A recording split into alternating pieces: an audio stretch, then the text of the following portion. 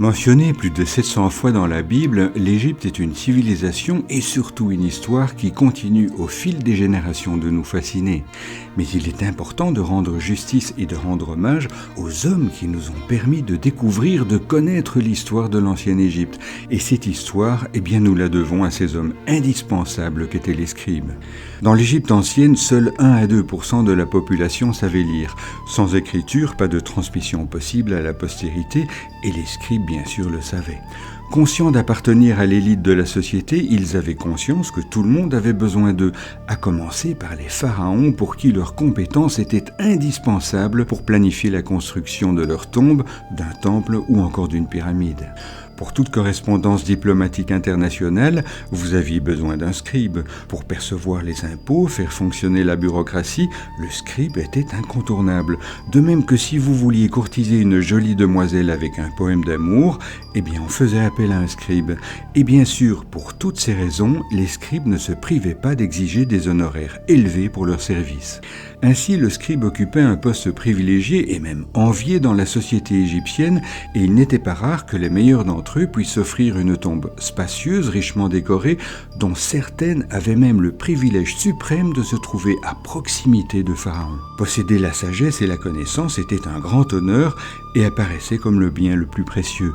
Le métier de scribe était donc considéré comme le meilleur de tous.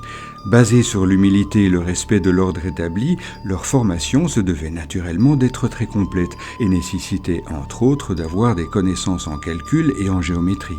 Il était en effet indispensable pour être un bon scribe de savoir additionner, soustraire, diviser et multiplier afin de pouvoir évaluer des quantités de céréales, des surfaces ou encore de rédiger un devis. On enseignait également aux écoliers des bases de médecine, d'astronomie ou encore d'astrologie, afin de fixer les calendriers ou encore les dates des fêtes religieuses. Les sciences occupaient donc une place centrale dans la formation des jeunes étudiants. Tous ces scribes étaient en fait le fil d'Ariane entre Pharaon et son peuple. Par l'intermédiaire de ceux-ci, Pharaon exerçait son pouvoir en faisant régner la justice et en gérant l'économie et les richesses de l'Égypte. Pour maintenir un pays stable et prospère, il fallait que tout soit comptabilisé et consigné sur papyrus. Les rapports, les procès, les décisions et les comptes rendus étaient ensuite classés et archivés, donnant aux scribes un rôle essentiel au bon fonctionnement du pays. La représentation des scribes au travers de l'art nous montre de magnifiques statues en pierre ou en bois sculpté représentant des hommes attentifs et concentrés. Ils sont souvent représentés assis, un papyrus sur les genoux, prenant la dictée au moyen d'un calame, une tige de jonc taillée en pointe. Notez que calame est justement le mot arabe signifiant « parler ». Alors bien sûr, comme dans beaucoup de disciplines telles la médecine, il y avait une hiérarchie très codée chez les scribes. Il existait naturellement une grande différence entre le simple écrivain public et le véritable lettré parlant plusieurs langues étrangères et capable de retranscrire les textes sacrés. Les plus ambitieux bénéficiant de relations visaient les voies les plus prestigieuses, notamment celles donnant accès à la chancellerie royale.